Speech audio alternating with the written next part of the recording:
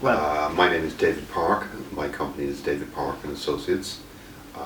We provide graphic design and photographic services to industry.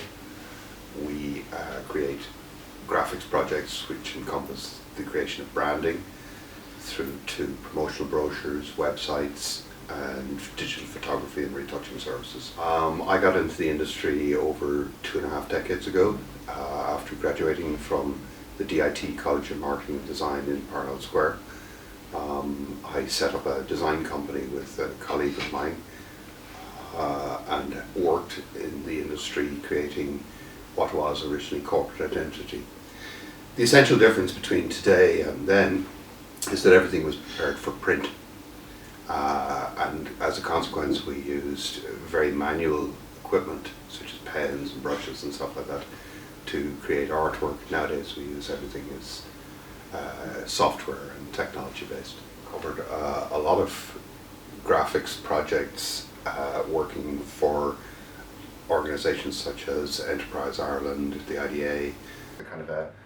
It started out as a basic Apple Mac, although I've changed all the hard disks in it. I've changed the graphics card on it.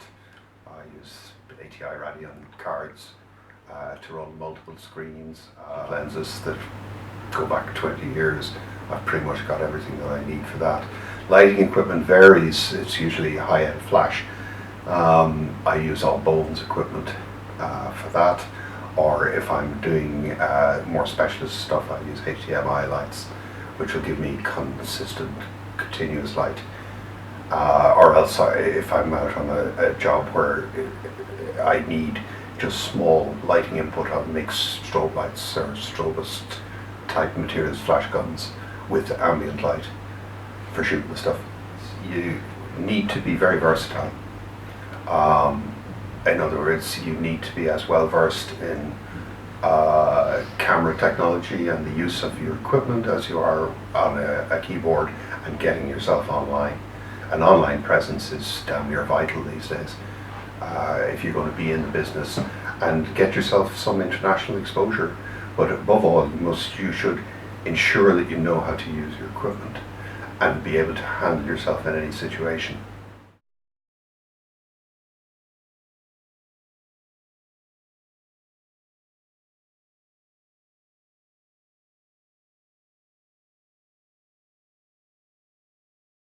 For particular usage, in this case, it's a portrait of a young lady just photographed against the wall. We look at it in terms of the errors that might be in it that you might not want to see. Stuff like a tattoo on the arm there is not necessarily the most desirable thing for an ad, in which case we would need to remove that first. We would begin by basically taking out all of that kind of thing.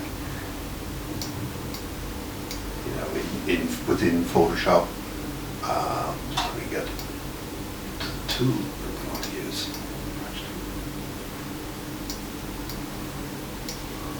And we can take that out fairly easily, fairly quickly. Ultimately, you want to end up with an ideal view of this lady. So things like the shadowing of her brow underneath her t-shirt there is not necessarily a good thing, but we might come around and change that later.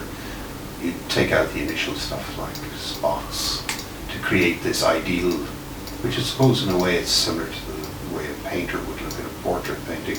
They tend to highlight the best bit of somebody rather than a realistic view of somebody, because when you're actually concentrating and looking at a picture for a long period of time, you actually get to see all these things.